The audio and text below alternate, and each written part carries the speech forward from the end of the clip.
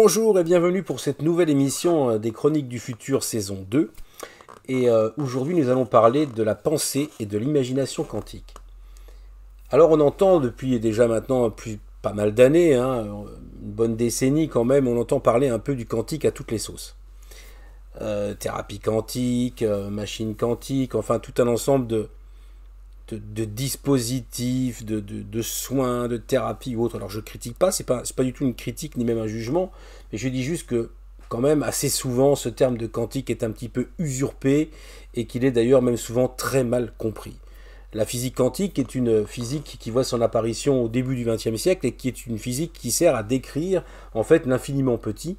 On y a observé effectivement des phénomènes complètement contre-intuitifs et qui sont venus vraiment bouleverser notre vision du monde, à tel point que les physiciens de l'époque se sont dit c'est pas possible, il y a un problème d'avoir autant d'événements, d'expériences en fait qui ont montré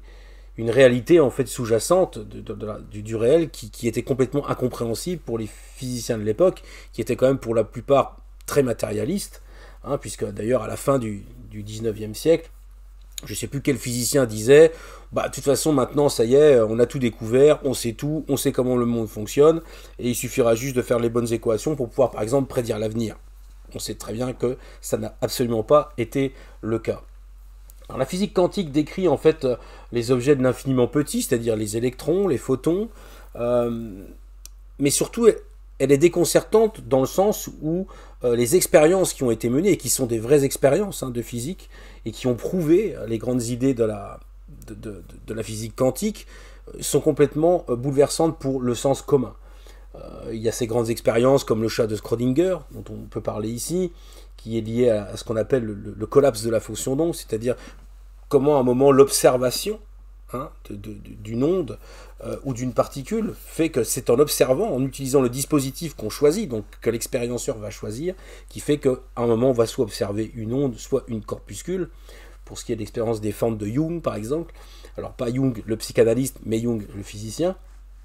ou pour ce qui est bien sûr de cette expérience du chat de Schrödinger qui, à un moment, se retrouve dans un état qu'on appelle l'état de superposition quantique, où il est à la fois mort et vivant. De cette expérience est même née, on va dire, la notion de monde multiple, puisque il y a eu pas mal d'interprétations de cette expérience, et notamment Hugh Everett, qui était un disciple d'Einstein, se dit, mais en fait, le chat est effectivement mort et vivant dans deux univers différents. Et donc, la théorie des mondes multiples est née de cette expérience de Schrödinger, qui est la plus connue de la physique quantique, et qui parle justement de ces phénomènes de superposition d'états. Alors c'est avant tout d'abord une physique bien sûr de l'information également, c'est-à-dire que beaucoup de physiciens quantiques aujourd'hui se disent que on est sur une physique de l'information, c'est-à-dire ce substrat qui serait en dessous de la matière, c'est-à-dire qu'il y a la matière qu'on peut décomposer à l'infini, de particules élémentaires à passer dans des quarks, des muons, enfin tout un ensemble de structures comme ça, que d'ailleurs la liste n'arrête pas de s'allonger, puisque au final on est encore dans la matière, mais on descend de plus en plus vers l'information et peut-être même vers l'esprit. Il y a de nombreux physiciens quantiques qui d'ailleurs avaient une vision très mystique de leur discipline.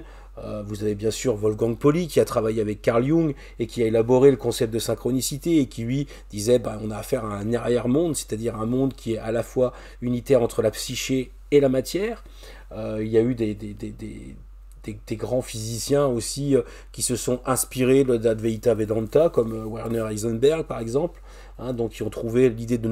non-séparabilité, non-dualité qui est présente dans l'Advaita Vedanta et dans l'hindouisme. Ils se sont dit que la physique aujourd'hui se comportait en fait comme c'est la pensée des mystiques, on va dire. Voilà.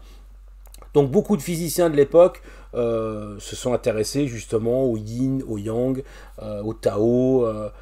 Il y a d'ailleurs Fritjof Capra, un physicien qui dans les années 80 fait paraître un livre qui fera vraiment sensation, qui s'appelle Le Tao de la physique, où justement il fait toutes ces parallèles entre les traditions notamment d'Orient et également la physique moderne, que ce soit aussi la physique relativiste et la physique quantique. J'aimerais aujourd'hui qu'on parle de la pensée, de la conscience. il a été montré, hein, il y a eu des travaux aussi d'un grand mathématicien et physicien qui s'appelle Roger Penrose, Sir Roger Penrose, qui a écrit un livre qui s'appelle Les ombres de l'esprit, hein, dans sa traduction française, avec l'anesthésiste Stuart Amroff, où ils ont en fait émis l'hypothèse que la conscience serait quantique. Alors c'est une idée qui a été multiplement redéveloppée, hein, qui a été bien argumentée, hein, on va dire, c'est-à-dire l'idée de montrer qu'en fait la connexion synaptique, c'est-à-dire que à un moment c'est un peu compliqué, je ne vais pas rentrer dans ces termes de neurosciences, mais c'est de montrer en fait que quelque part il y aurait une décohérence quantique, c'est-à-dire à un moment quand on sélectionne ou qu'on observe, il y aurait une décohérence quantique qui se passerait au niveau du bouton synaptique dans les neurones. Et donc ça a été une hypothèse. C'est une hypothèse, elle n'a pas encore été prouvée, elle est bien argumentée, mais on n'a pas pu prouver encore effectivement qu'il y ait ce lien quantique avec le cerveau. On le suppose de plus en plus, mais il n'est pas prouvé. Par contre, ce qui a été prouvé, et là je trouve ça absolument fabuleux et très très intéressant, c'est que notre pensée, notre cognition serait quantique. C'est-à-dire que pas forcément nos structures macroscopiques de notre cerveau, neurones, matière grise, tout ça, serait quantique, mais en tout cas, leur fonctionnement de ces réseaux de neurones serait effectivement, par le biais de la pensée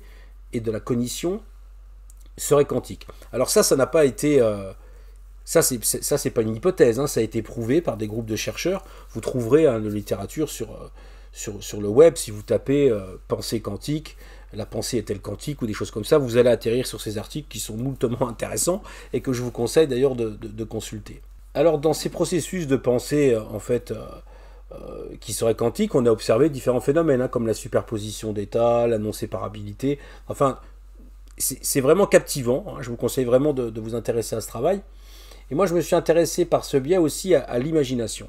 Je me suis dit, mais par rapport à mon parcours de recherche, à essayer de comprendre comment les visions, d'où émergeaient les visions chamaniques, d'où émergent aussi les visions, nous verrons un petit peu après, dans des pratiques comme la clairvoyance chez les aborigènes d'Australie, mais aussi la vision à distance, hein, qu'on peut voir dans le remote viewing par exemple. Je me suis intéressé en fait à me dire, mais effectivement il y a un lien avec le corps.